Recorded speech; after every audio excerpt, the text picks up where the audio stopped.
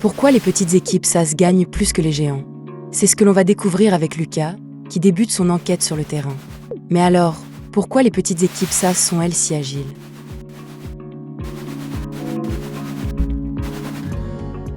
Lucas remarque que la clé réside dans la spécialisation, viser des niches précises où la concurrence est faible. C'est ce qui rend les petites équipes si agiles. Mais alors, comment ces équipes choisissent-elles leur marché de niche?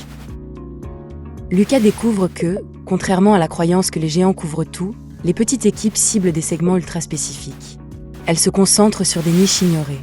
Mais alors, quel rôle joue la structure d'équipe dans cette agilité? Lucas voit que la structure d'une petite équipe, en étant compacte, minimise les frictions et accélère chaque décision. Cette légèreté booste l'agilité. Mais alors, comment le recrutement ciblé renforce-t-il cette dynamique? Lucas comprend que, contrairement à l'idée que plus d'embauches égale plus de performance, recruter uniquement les compétences clés garde l'équipe légère et réactive. Mais alors, enfin, quels résultats concrets ces petites équipes obtiennent-elles? Lucas conclut que les petites équipes SaaS, grâce à leur agilité, spécialisation et structure légère, obtiennent des revenus impressionnants, parfois plus de 200 000 $ par an, surpassant les géants. Voilà pourquoi les petites équipes SaaS gagnent plus que les géants. Mais alors, comment ces revenus se traduisent-ils en rémunération des équipes? Lucas découvre que les petites équipes peuvent payer leurs commerciaux très cher. En effet, les chargés de compte SaaS gagnent parfois plus de 200 000 $ par an. Mais alors, comment ces revenus se traduisent-ils en rémunération des équipes? Lucas se demande pourquoi ces salaires sont possibles. La vérité, c'est que les petites équipes gardent des marges élevées grâce à des coûts fixes très faibles. Mais alors, pourquoi ces petites équipes peuvent-elles offrir des salaires si élevés? Lucas voit le lien.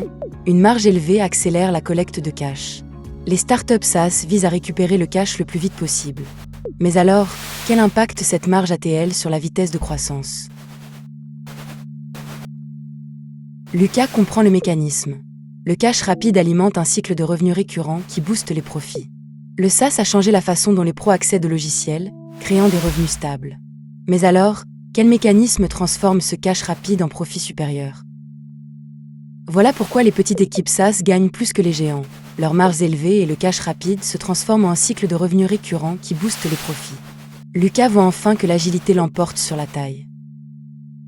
Voilà toute l'histoire, d'un seul regard. Maintenant, tu sais, dessine-moi le monde.